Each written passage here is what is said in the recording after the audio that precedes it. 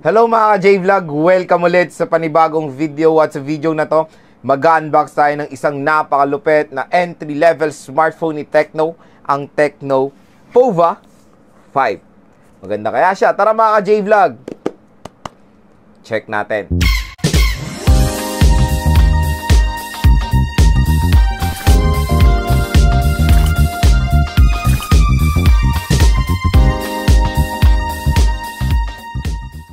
So yan, shoutout po sa mga nakanood ng pagbili ko dito sa Tecno Pova 5. So alam nyo na kung saan ko nabili itong Tecno Pova 5. Of course, sa official store ni Tecno sa Lazada. Sa Lazada ko to nabili. Tapos ito, meron din, abangan nyo to sa ibang review mga ka-J-Vlog, the Tecno Pova Neo. So itong Tecno Pova Neo nabili ko sa Shopee and the Tecno Pova 5 ay nabili ko sa Lazada. So medyo kasi complicated when it comes sa pag-order ko dun sa Shopee. Nagkaroon ng mga problems when it comes sa voucher. So yon, successful naman po yung order natin sa Lazada and nakuha rin natin siya ng good deal. So ito po ang Tecno Pova 5. Nabili ko to ng 9.9 sale mga ka-J-Vlog sa napakalupit lang po na presyo. Biruin nyo, nabili ko lang tong Tecno Pova 5 sa halagang 6,700 pesos.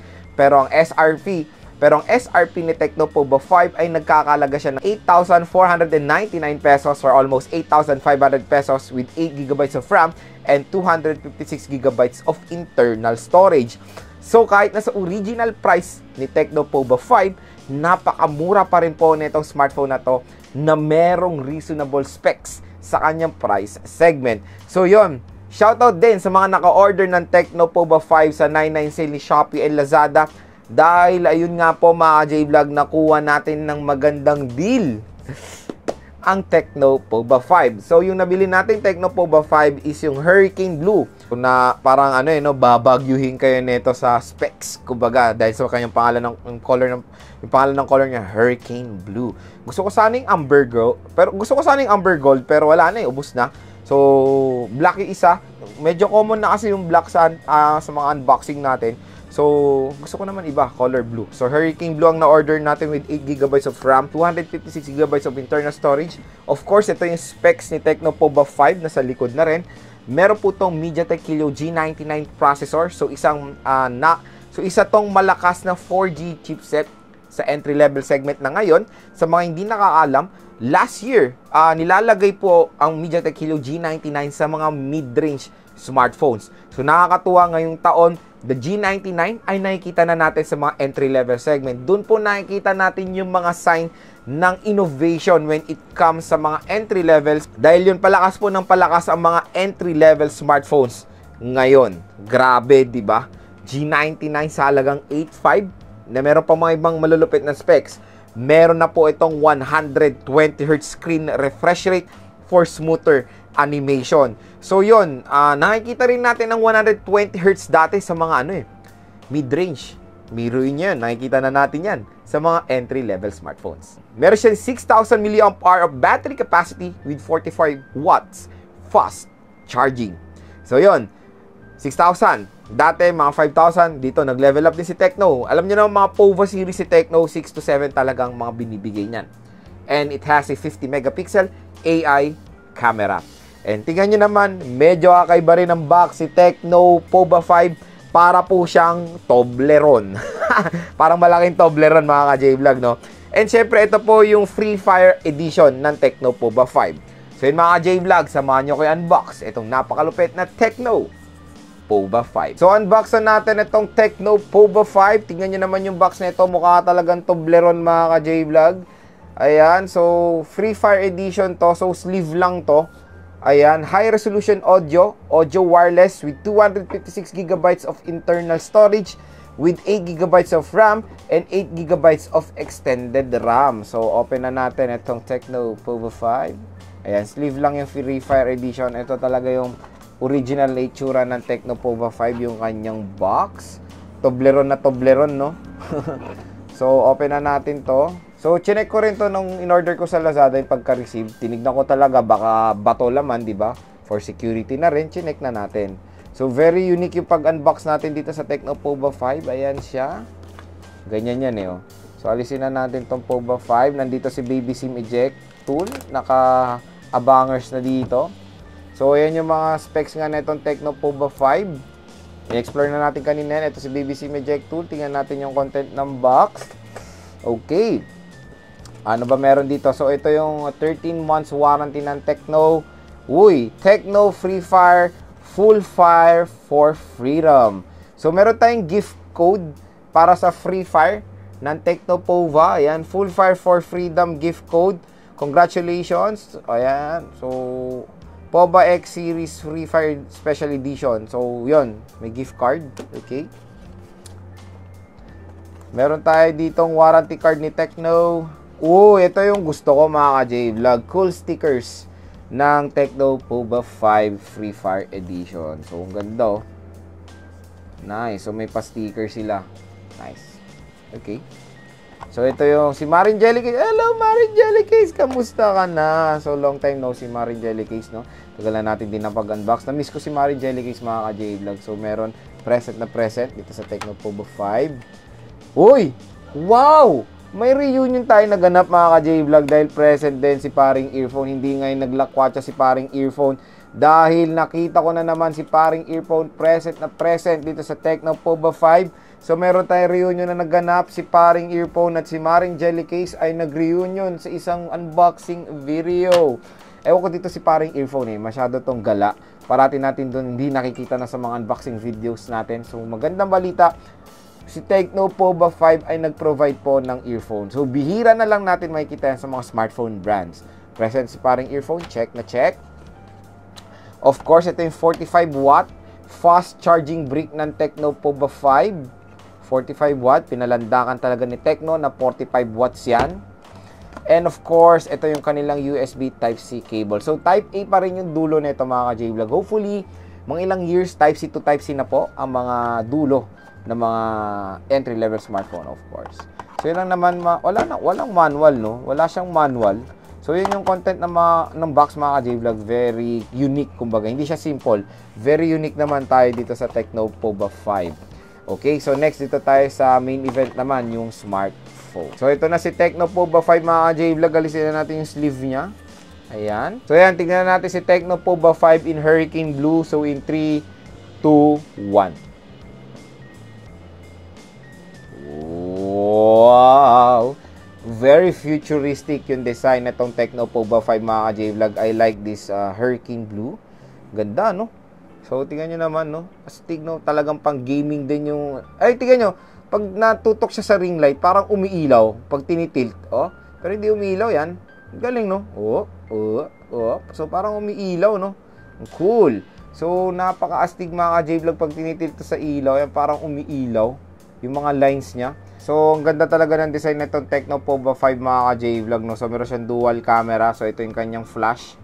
So, okay, very futuristic, no? Okay na okay siya kasi naka-design to for gaming, kaya binigyan nila to ng magandang design din for game na talagang perfect for, na related sa gaming, kumbaga. So, glossy finish overall itong Tecno Pova 5, mga ka-J-Vlog, pati yung frame niya. Box type to na okay sa akin, all goods yung ganitong design for me, pero sobrang glossy niya lang. Ayan. Tapos, sa right side, nandito ang kanyang power button / fingerprint scanner, yung yung volume rocker. Sa taas naman ng smartphone is yung kanyang secondary speaker grills. Sa left side is yung SIM card tray. So, tingnan natin kung hybrid ba to or hindi. So, yung mga ka-J-Vlog, hindi siya hybrid SIM card slot. So, dalawang slot dito for the nano SIM at isang slot for the SD card. So, all goods yan.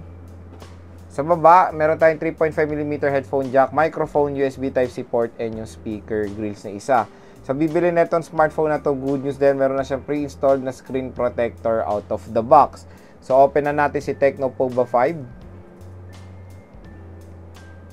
So, yan, Tecno powered by Android.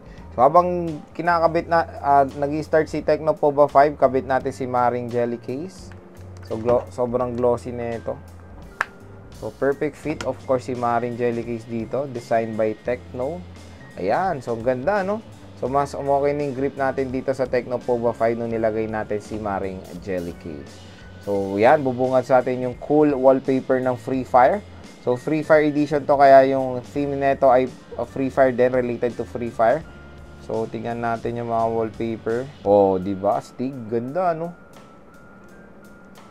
Oh, Iba pag kada pindot. Mga character sa Free Fire. Actually, di ako naglalaro ng Free Fire, mga ka-J-Vlog. Pasensya na. Hindi ko kilala yung mga yan. Pero tingnan nyo naman, ayan. Free Fire Edition. Pati yung niya, icons ay related sa Free Fire. Ayan, diba? Ang ganda ng mga icons niya, mga ka-J-Vlog. Diba? Free Fire Edition siya. Okay. Ito lang naman nag-iiba sa teams. So, next, tignan natin yung natirang storage ito out of the box. And 256GB itong Tecno-Pova 5. So, ayan, 256GB. Expanded pa yung RAM niya up to 8GB. So, ayan yung storage niya. Wow, konti pala yung nagagamit. 20GB pala, mga ka-J-Vlog. System storage is 17GB lang. So, 256GB. So, laki pa nung available storage nito, mga ka-J-Vlog. Marami pa kayong malalagay dito sa Tecno-Pova 5, and ang maganda dito, naka Android 13 na po ito out of the box. And syempre, si Tecno-Pova 5 ay support ng very smooth na 120Hz screen refresh rate. So yan, So sobrang smooth na. Grabe ang smooth, mga ka-J-Vlog, netong Tecno-Pova 5. Salamat sa 120Hz refresh rate. Si Tecno-Pova 5 ay meron dual rear camera. Yung main camera niya is merong 50 megapixels f1.8 aperture. Meron siyang VGA depth sensor. Meron siyang dual LED flash at capable siya ng 2K video recording. Pagdating naman sa front camera, meron siyang 8 megapixels at capable din ng 2K video recording.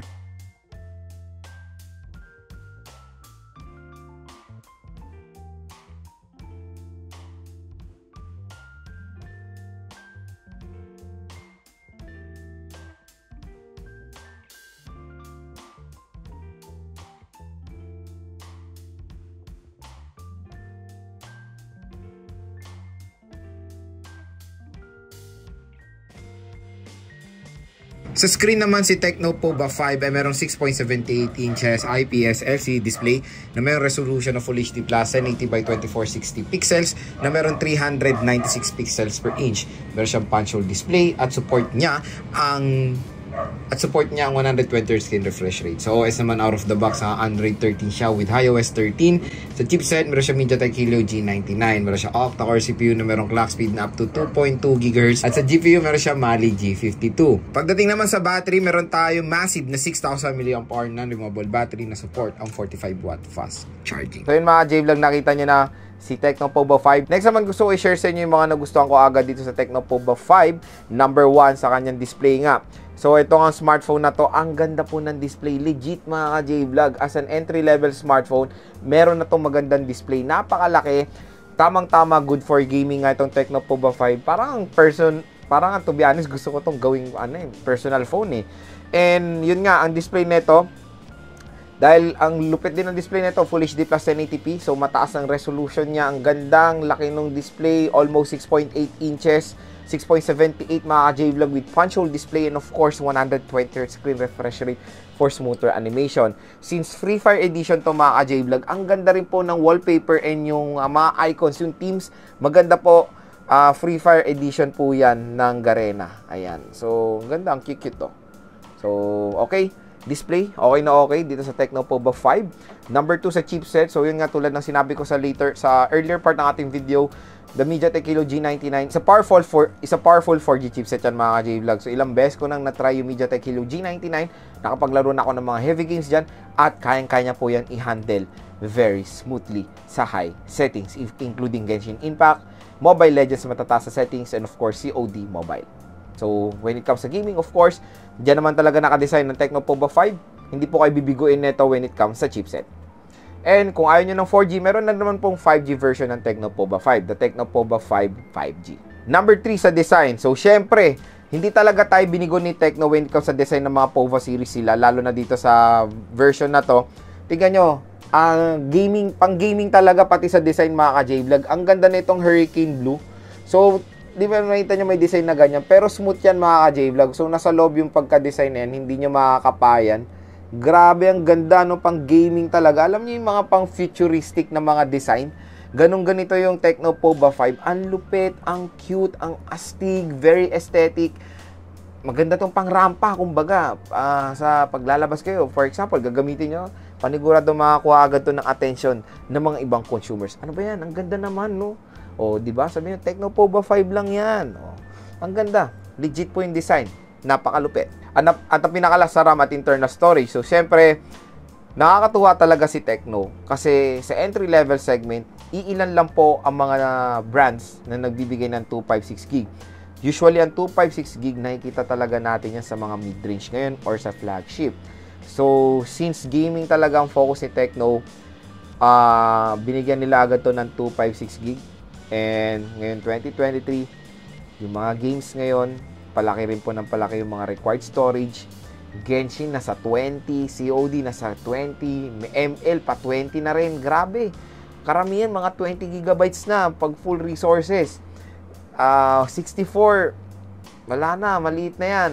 128, nakakalungkot. Malapit na rin yung kumonte. When it comes sa gaming, ha, kung gaming ang focus nyo, 64, wag na. 128 na talagang pinaka-minimum ngayon mga ka-J-Vlog when it comes sa gaming.